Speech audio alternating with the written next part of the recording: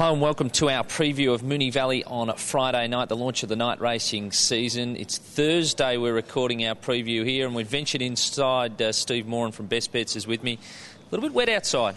Just a touch miserable, Sean. Track rated this morning a dead 5 for Moonee Valley, and it does drain pretty well. And one thing I've noted over the years too with Moonee Valley, that often horses who don't handle a rain-affected track elsewhere do get through it at Moonee Valley. I think the key when you're doing your form here is if a horse has failed on a softish track at Moonee Valley, obviously you're wary. But otherwise, it's amazing how many horses just handle this track, irrespective of its official condition.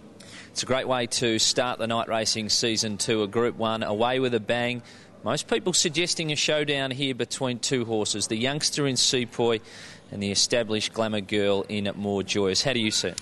I see it the same way, Sean. You have to think the likes of Atomic Force and Buffering are just half a notch below these two really superstar racehorses, the 3-year-old Sepoy and, of course, this great mare, More Joyous. I lent slightly to Sepoy. I think his performance in the Danehill, despite the narrow margin, was superb. He ran quicker time than the Bobby Lewis that day. That's an even better reference than Black Caviar when she won the Danehill. He was quicker relative to the older horses. He's drawn the inside. Past two winners have come from one. I think he can either push up to hold the fence or he'll take the sit on Buffering. And I think he's clearly the horse to beat. Now, More Joyous, she's got this brilliant record, including a brilliant record fresh, and she's had a little more exposure to soft ground than he has and handled it. I think it's a toss of the coin, but I'm definitely in Sepoy's camp. If there was a blowout, I think it would be Happy Zero, the Hong Kong visitor, who's got an explosive finish, and his run at the 1,000 metres in the McEwen was very good, and he's certainly much better placed at the 1,200. All right, we've got some fantastic support races too at the Valley. Key races each year, looking forward to other spring features. The JRA Cup is certainly one of those. We've seen that become a really good form line in recent years. Yes, certainly in some of the stuff I've read from you during the past couple of weeks, and it's so true. The two that immediately spring to mind are Maldivian and El Segundo, whose careers were virtually launched to the top level in this race. This year, maybe the horse who might step up to the mark is Doomsky, who certainly has the best of the weights here in the JRA relative to those coming through the Dato Tan. He had no luck in that race. He's a Moonee Valley 20-40 metre winner of the Alistair Clark, and he's one horse who is advantaged by the ground softening up a little. So I lent Doomsky's way in the JRA. What about the Stut Stakes for the 3-year-olds? Well, I think Chase the Rainbow should be a pretty clear favourite.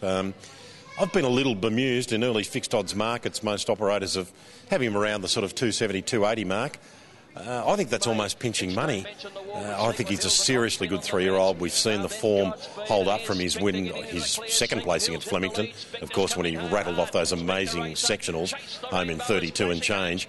Spectre, of course, has, and for that matter, Secret Hills, have confirmed that form with their runs at Caulfield last Saturday. I think he'll be too good for them, Chase the Rainbow. Now, you're going to tell me he's your best of the night? Yeah, he's the best of the night. Notwithstanding no real exposure to significantly rain-affected ground if the rain does continue. But I think that's the disclaimer that every punter, that'll be the thought of every punter's mind as we speak on a Thursday. As you're doing your form, let's wait and see what unfolds. But if the track's no worse than a dead 5, I think he's the best. Race 7, number 1. All right, what about a best each way? Well, a best each way is, for me, is race 1, number 5, Zamora. He may well be the second best bet rather than the best each way. He might be around the 7-2 mark, $4.50, hopefully.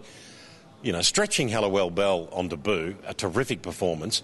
Went to Bendigo, won easily in fast time, ran the same time as the showcase winner Total Liberty, who then went to Caulfield last week and ran the best sectionals of the day.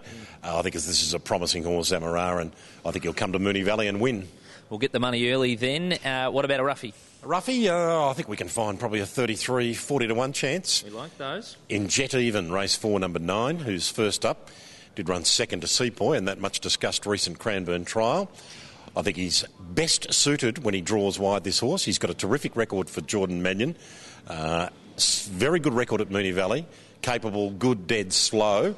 And with the dynamite speed in this race, if there's any evidence at all in the early races that you can swoop, I think he's going to be terrific value, jet even. Yeah, looking forward to seeing the 55-second challenge in action again, and looking forward to the big Group 1, the launch of the night racing season, Friday night at Moonee Valley. You can find all of Steve's selections in this week's edition of Best Bets. Good luck if you're having a punt.